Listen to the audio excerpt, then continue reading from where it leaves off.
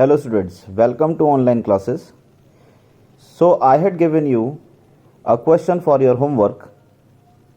5-point charges, each of charge Q, are placed on 5 vertices of a regular hexagon of side L. Full stop. Find the magnitude of the resultant force on a charge minus Q placed at the center of the hexagon. ठीक है, तो ये हमारा question है. So we have to find out the value of net force. Total force की value find out करनी है F point पर. ठीक है, एफ के ऊपर, और एफ पर हमारा माइनस क्यू चार्ज है.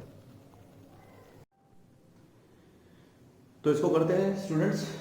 सबसे पहले देखते हैं कि क्योंकि ये हमारे पास एक रेगुलर हेक्सागन है, तो हेक्सागन में अगर हम बात करते हैं कि दिस एंगल इज, ये एंगल कितना होता है? दिस एंगल इज 120 डिग्री, ये 120 डिग्री होता है. तो जो ये इसके बाइसेक्टर्स है, ये सब इसको कैसे डिवाइड कर रहे हैं? इक्वली डिवाइड कर रहे हैं. तो इसका मतलब ये जो अंदर वाला एंगल हो जाएगा this is equal to 60 degree. ऐसे ये वाला एंगल कितना हो जाएगा? 60 डिग्री. अगर ये 60 है, ये 60 है, तो ये वाला एंगल भी 60 डिग्री होगा. तो इसका मतलब ये हो गया कि इट्स एन इक्विलैटरल ट्रायंगल. यानी कि ये जितने भी ट्रायंगल बना रहा है ये सब क्या है? These are equilateral triangle. ये सब क्या बना रहा है? Equilateral triangle. और अगर इक्विलैटरल ट्रायंगल है तो इसका मतलब क्या हो गया कि ये भी L हो जाएगा और ये भी L हो जाएगा. इसका मतलब ये हो गया कि सारी साइड्स आपकी L हो जाएंगी, या इसका मतलब ये सब L हो जाएंगे. All these are will be L. ये भी L हो जाएगा आपके पास. ठीक है.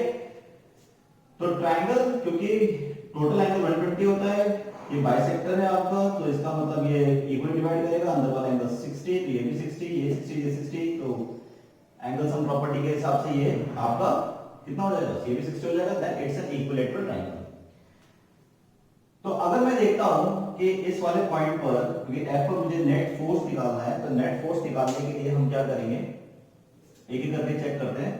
तो ये पॉजिटिव है, तो पॉजिटिव पॉजिटिव रिपल्शन, तो रिपल्सिव फोर्स लगेगा. ठीक है, पॉजिटिव पॉजिटिव, और सॉरी ये नेगेटिव चार्ज है, तो not repulsion, it will be attraction. तो ये अट्रैक्शन हो जाएगा. तो दिस इज योर एफ. ठीक है. इसी तरीके से अगर ऑपोजिट साइन वाला चलते हैं, यहाँ वाला, तो ये पॉजिटिव ये नेगेटिव है, तो ये भी इसको अट्रैक्ट करेगा. तो इसकी वैल्यू भी एफ होगी. एफ की होगी क्योंकि सेम चार्ज है, सेम डिस्टेंस है, सेम चार्ज है, सेम डिस्टेंस है. ठीक है. इसी तरीके से ये पॉजिटिव है, ये पॉजिटिव, ये नेगेटिव है, तो ये से अट्रैक्ट करेगा, तो ये भी उसी फोर्स से अट्रैक्ट करेगा. Same charge same distance. And similarly ये पॉजिटिव है और ये नेगेटिव है, तो सेम चार्ज सेम डिस्टेंस की वजह से ये भी आपके पास ऐसा हो जाएगा. इसके बाद ये बचता है हमारे पास, तो ये पॉजिटिव ये नेगेटिव है, तो ये इसको इधर अट्रैक्ट करेगा. इस साइड हमारा कोई चार्ज नहीं है, यहाँ कोई भी चार्ज नहीं है, तो इसका मतलब सिर्फ इधर लगेगा. तो दैट इज एफ. ठीक है. अब आप देख सकते हो कि हम यहाँ कह सकते हैं कि this F and this F is equal and opposite, so they will cancel out each other. Similarly this F and this F will cancel out each other. तो बचा क्या हमारे पास? सिर्फ एक एफ बचा है, जो उसके ऑपोजिट में कुछ भी नहीं है.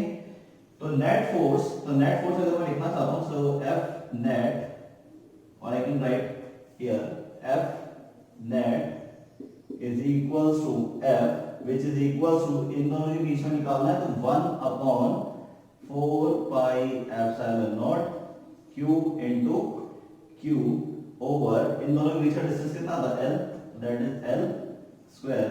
Then f net is equals to f equals to 1/4 pi epsilon naught, और ये हो जाएगा हमारे पास q square over l square.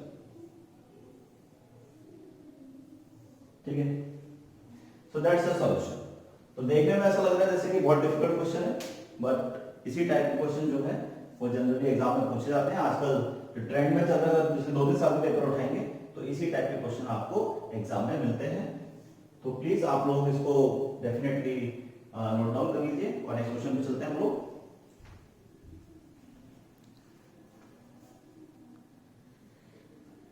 तो ये आपका यहाँ पर कंप्लीट हो जाता है. तो दिस इज योर डाउट. ये बेसिकली हमने होमवर्क दिया था, तो यहाँ पर आपका ये सारा कंप्लीट हो गया. Okay, thank you.